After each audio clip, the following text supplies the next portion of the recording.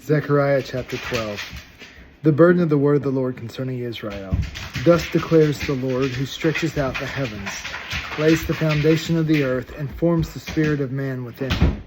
Behold, I am going to make Jerusalem a cup that causes reeling to all the peoples around. And when the siege is against Jerusalem, it will also be against Judah. It will come about that in that day that I will make Jerusalem a heavy stone for all the peoples.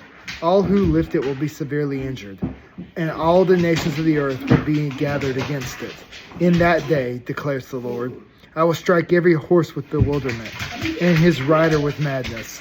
But I will watch over the house of Judah, while I strike every horse of the people with blindness. Then the clans of Judah will say in their hearts, a strong support for us are the inhabitants of Jerusalem, through the Lord of hosts, their God. In that day I will make the clans of Judah like a firepot among pieces of wood, and a flaming torch among sheaves, so they will consume on the right hand and on the left all the surrounding peoples, while the inhabitants of Jerusalem again dwell in their own cities, on their own sites in Jerusalem. The Lord also will save the tents of Judah first, so that the glory of the house of David and the glory of the inhabitants of Jerusalem will not be magnified above Judah. In that day, the Lord will defend the inhabitants of Jerusalem, and the one who is feeble among them in that day will be like David, and the house of David will be like God, like the angel of the Lord before them.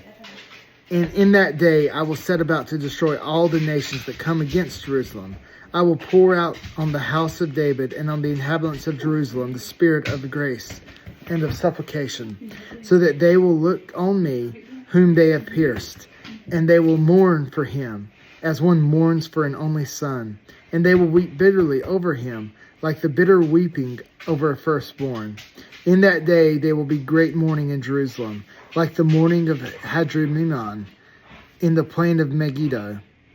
The land will mourn, every family by itself, the family of the house of David by itself, and the wives by themselves, the family of the house of Nathan by itself, and their wives by themselves, the family of the house of Levi by itself, and their wives by themselves, the family of the Shemites by itself, and their wives by themselves, all the families that remain, every family by itself, and their wives by themselves.